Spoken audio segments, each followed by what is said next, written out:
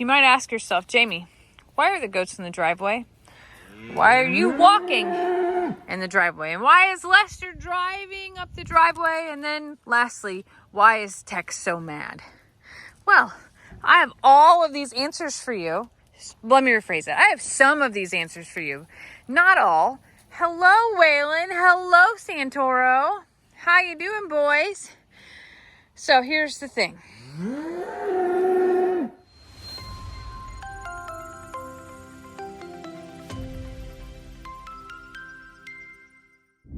The goats are ninjas, okay? And Lester and I just came back from Tractor Supply. Everyone was fed an hour and a half ago, and we were done with evening chores, like the big chores, right? So we're like, we're going to run to Tractor Supply. We're going to grab some dinner for the boys because they're here hanging out. And, oh, hey, kitty. Ruby, be sweet. Be so sweet, Rubes. And while we were gone, I guess the baby goats, the maniacs, have decided that, hey, we're bored. We ate already. We're bored, so we're going to come out and explore. So they love the driveway. I don't know. It's weird. They get out, and then they come back. And the reason that Tex is losing his ever-loving mind is because he cannot see the ladies. I know, buddy. I know. You can't smell them, and you can't see them. And what has happened here is that he can't see any piece of them. They've left his vision, his path, and they have gone down to the river. Look at your afraid horn. I know, baby. Listen. They'll be back. They're gonna be back. You don't have to get so mad. They just went for a walk. Be back, and then you can smell them and do all the things. He's really distressed right now. Like, he's a little bit furious. Hi, Sade. The goats are out. You kind of slacked a little bit. Frank, I don't know what to tell you, but there's lots of food in the barn. Everybody's already been fed this evening. Everybody is totally off. Sadie, he's okay. But what I really... Anyway, I was on my way home from Tractor Supply with Lester, and the goats were out in the driveway. So I had him drop me off so I could make sure that they didn't get run over because, you know, they're in the driveway. And we're walking the rest of the way. Buddy, you're going to have to find your happy place. You're going to have to find... find a little bit of happiness. Just a smidge. It's probably not right here, huh? Okay. I hear you loud and clear that you're pissed. I'm going to back up and not provoke this. And I'm not going to make a mockery or anything. I was just trying to tell you that I understood.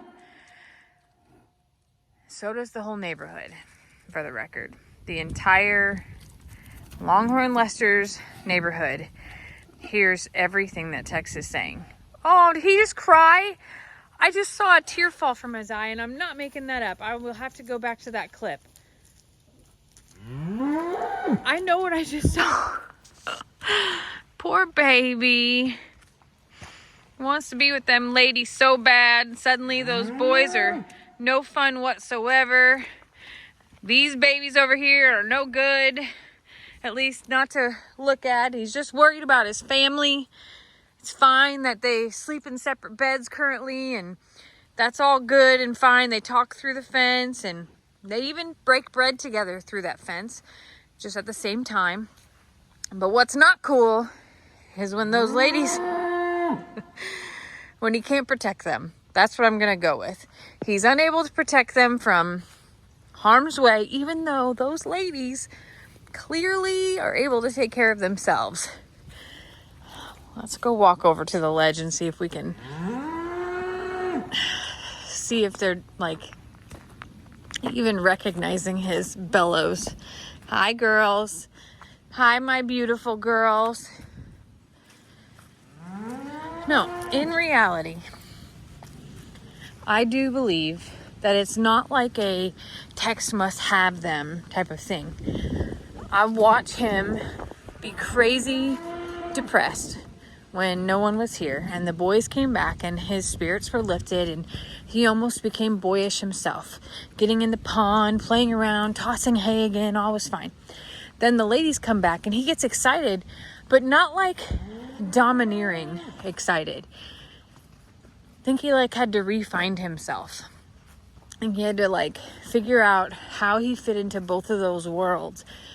And I think that he found that happy place in being able to look over the fence, notice that they're there, and be totally okay that he wasn't with them. He didn't have to have all of them in his pasture and have that control. And that's turned out to be a really neat thing to witness.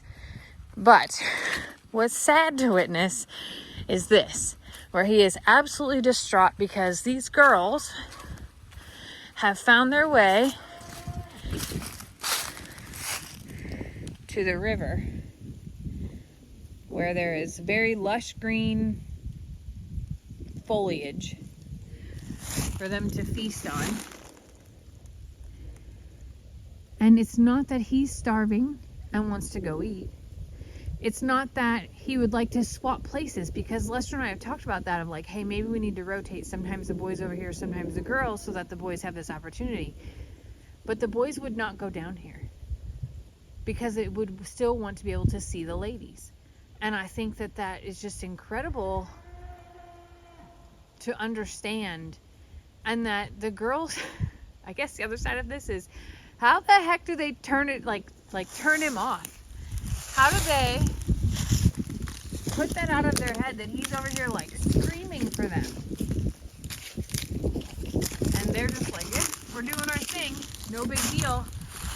Because I have been in relationships where my partner will, like, if I went to go do something that was without them, and this is not Lester, that they would freak out and text and call and bother me and make it such a miserable experience that I would never want to do it again. And I feel like that's what Tex is trying to do right now. And he's not trying to make them miserable, but he's trying to let them know, like, I can't see you, I can't pay attention to what you're doing. I don't know. But they do, they can tune him right out. They still do their thing. Half of them are down one other layer closer to the river because there is quite a bit of green stuff coming back up down here. Either way, Tex is pretty upset. So I think Lester will end up calling the ladies up here in about 30 minutes and make sure that Tex can calm down, because what we don't want is for Tex to burn all of his good energy, all of his fuel that he did eat, into stress. No one wants to stress an animal in any way. But they sure do look pretty down there at the river. I love to see that it's green.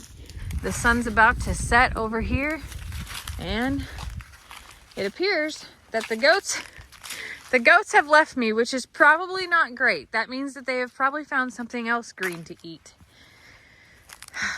He seems to have chilled out just a smidge. I wonder if he heard me talking and was like, okay, Dad's gonna bring him home in 30 minutes. Everything's okay. Mom saw him. Everything's fine. I know. Nope, it's not over. It's not over at all. I promise you, though, all is well.